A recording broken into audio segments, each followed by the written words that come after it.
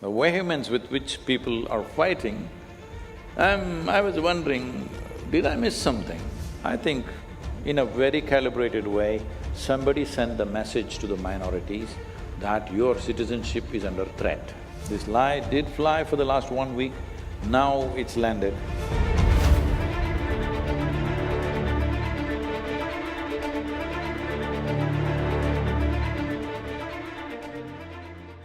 Namaskaram, Sadhguru. Sadhguru, there is a lot of turmoil in the nation regarding CAA and NRC. I am confused and many of us do not even know what to make out of it. Where did you come from? I am from Lucknow. Oh. And there is so much going on. Yeah, I know, Lucknow people are confused.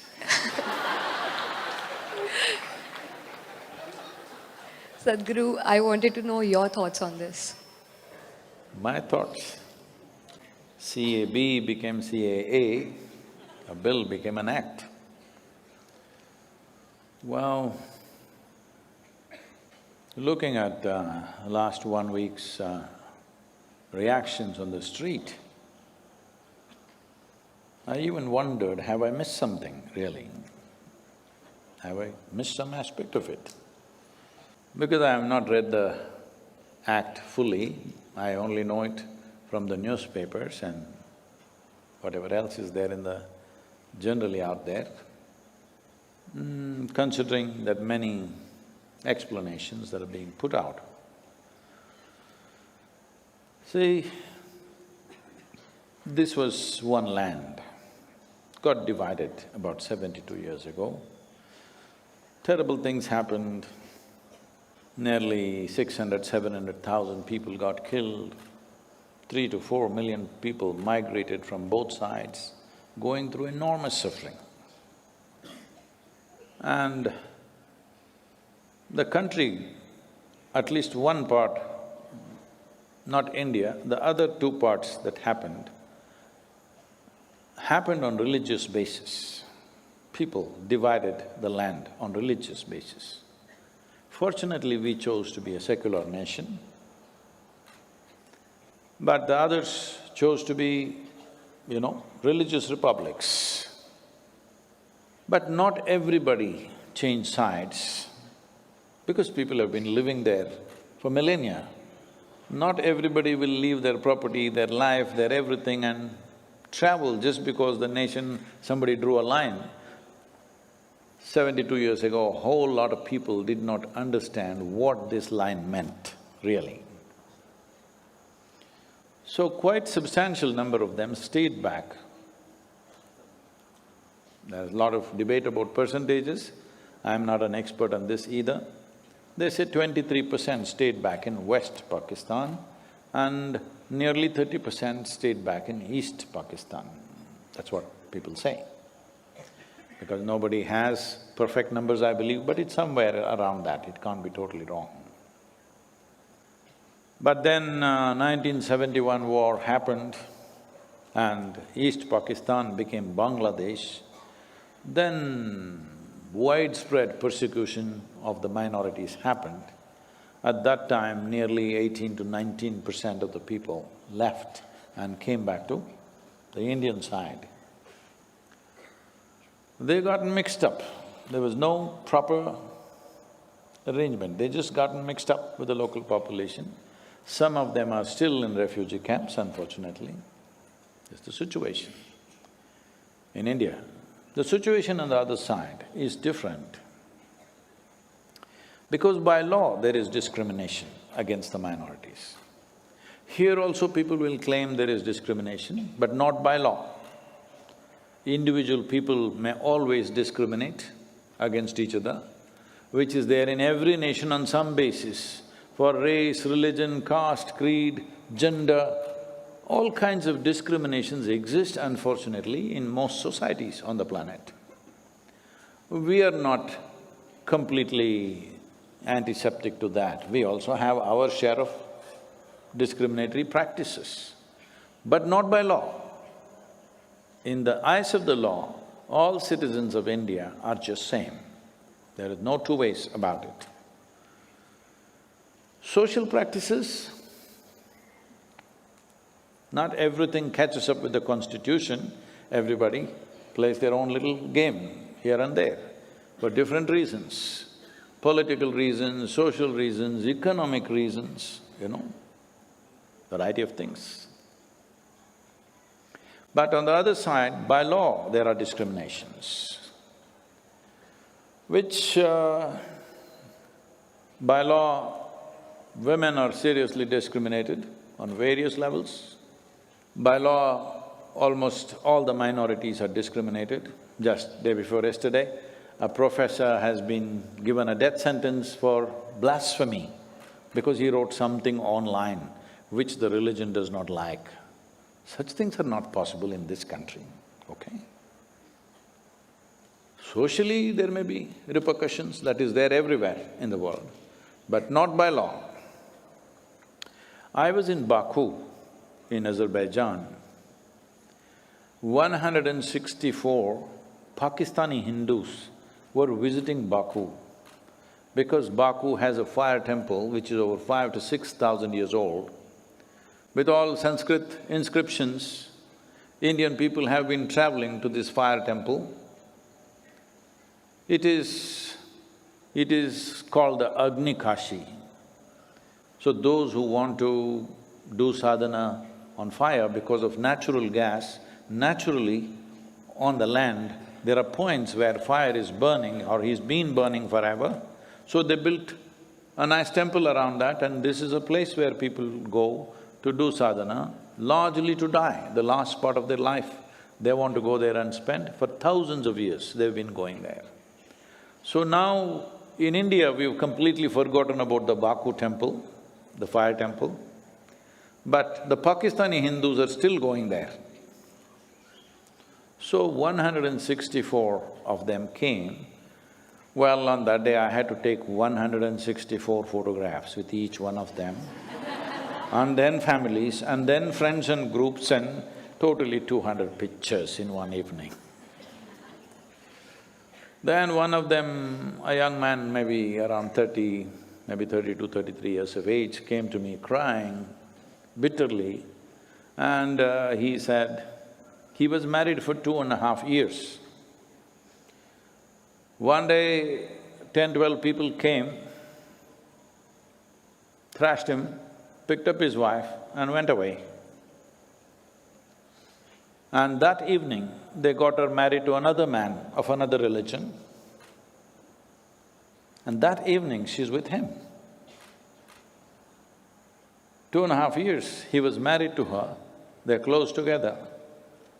Now forcefully they take her, and he cannot, police won't take complaint, he cannot go to court because Hindu marriage is not legal in Pakistan. Can you beat it? I was just surprised that there is such a law. I have not made a study of it, I must check this out, somebody must check this out properly. But I inquired and a few other people confirmed it is so. I'm not 100% on this, but this man's plight is real. That they pick up his wife, take her away, that evening they get her married to somebody else and she's supposed to live with him that evening. Because his marriage is not valid, because he's gone through a Hindu ritual. He has not gone through the rituals that the other religions are propagating. So his marriage is not valid. So people have been going through these kind of things, so a trickle of people, slowly when they get overly frustrated, they can't live there, they've been coming for last few decades. In my opinion, CAA is too little compassion coming too late.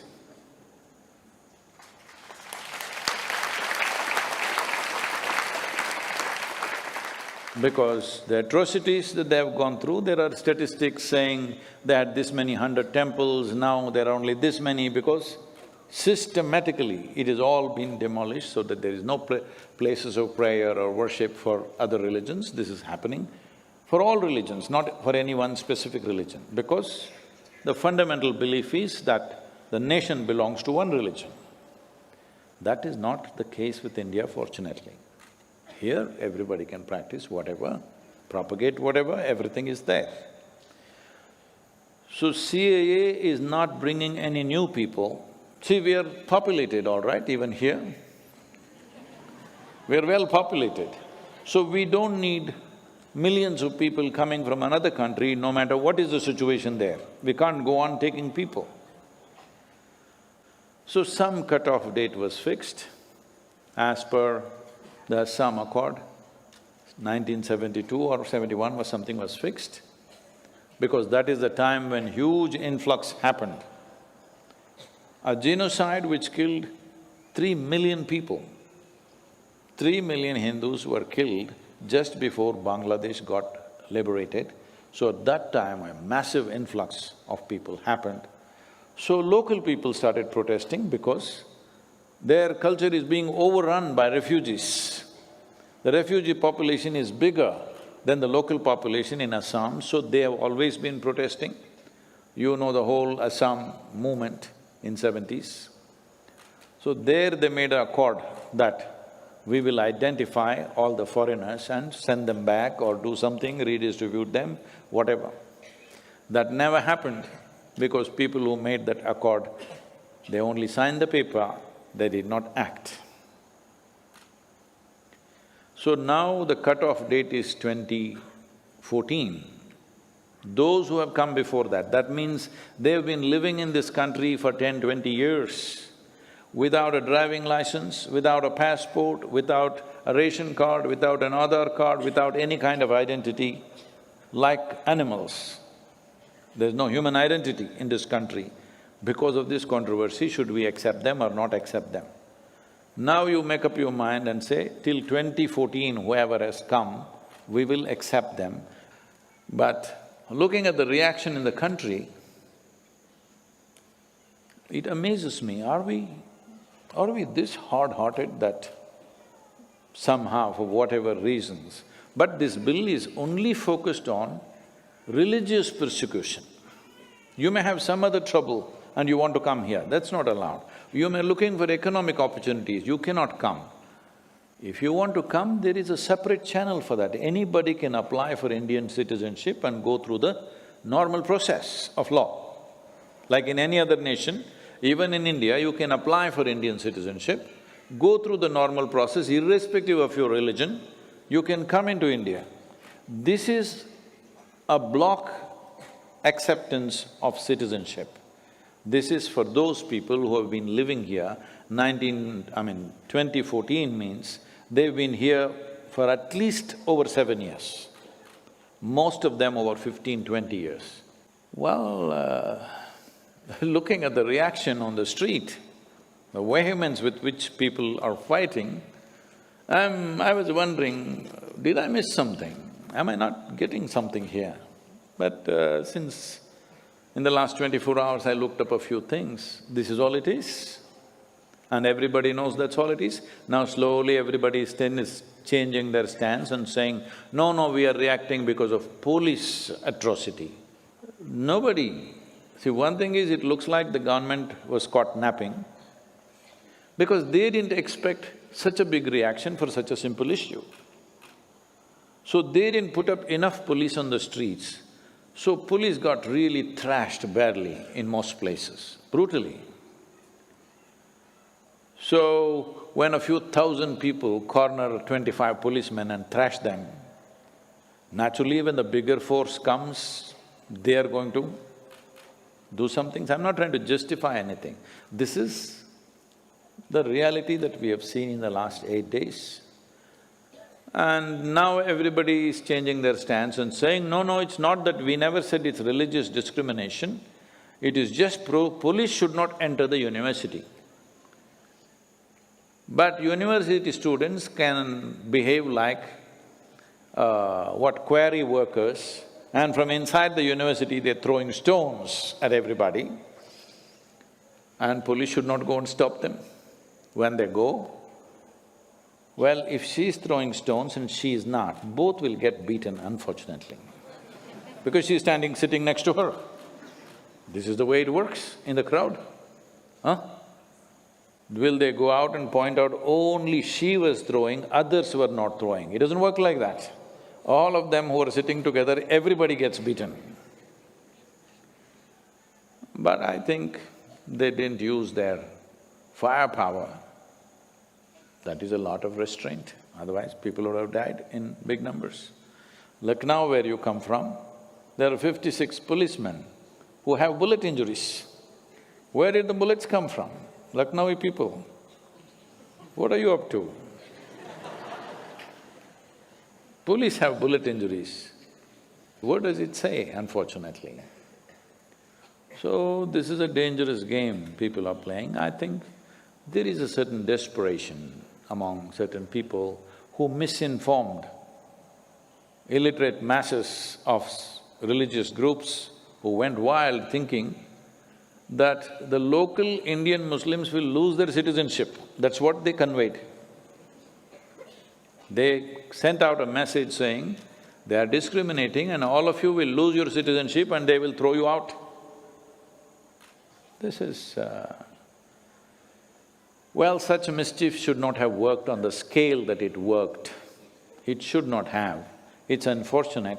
Still, in today's day and age where you can just open up your phone and read the act, what does it say? What does the CAA say? Any student can read it, but all of them are coming and behaving like illiterate people. They're studying in premier universities, and how come they can't read the damn act? It's really sad that such a thing can happen, that nobody reads the act, everybody goes by the rumors that are going on. WhatsApp is their source of knowledge, okay? I hope they're not doing any PhD on WhatsApp. It's really terrible that public property is burned and destroyed. Ordinary people's scooters and cars and shops being absolutely vandalized like this, for what? Because once the crowds go into a frenzy state, nobody knows why they're doing what they're doing, everybody's doing something. I think in a very calibrated way, somebody sent the message to the minorities that your citizenship is under threat, which is an absolute lie. Unfortunately, it did fly. This lie did fly for the last 1 week, now it's landed, now people know it's not, so they're trying to find different reasons why we did what we did. It's very unfortunate. You also want NRC? You're determined to get me into trouble.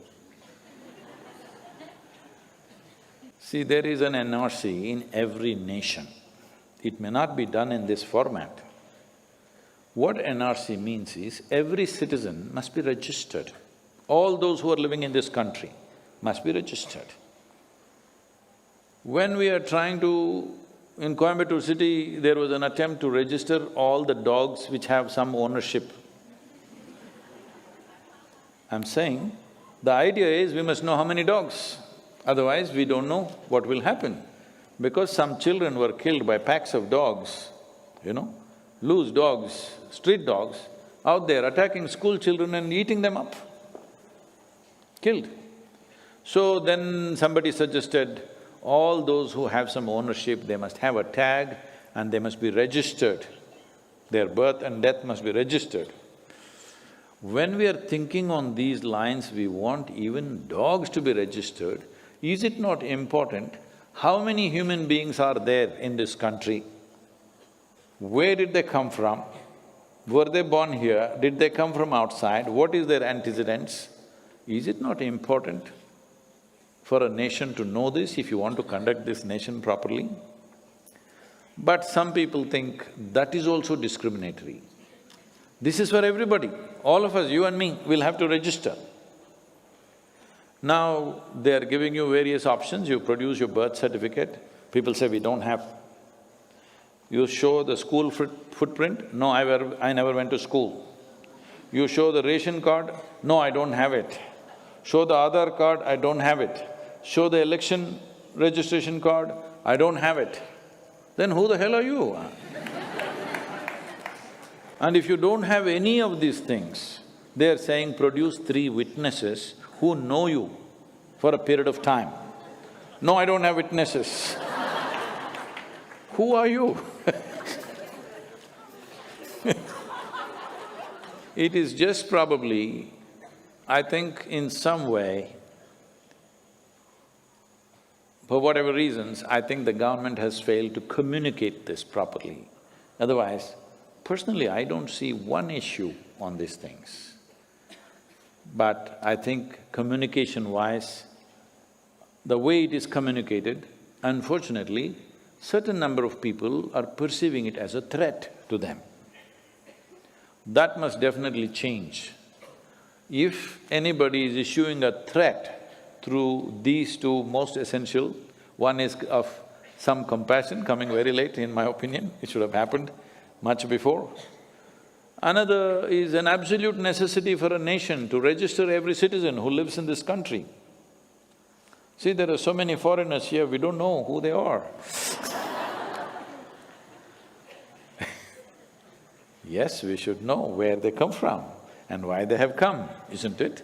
In any nation, that's a fact. So, such a simple thing, I think, was lack of proper communication, and people took advantage of it and made sure it was miscommunicated, and illiterate youth in the universities went wild.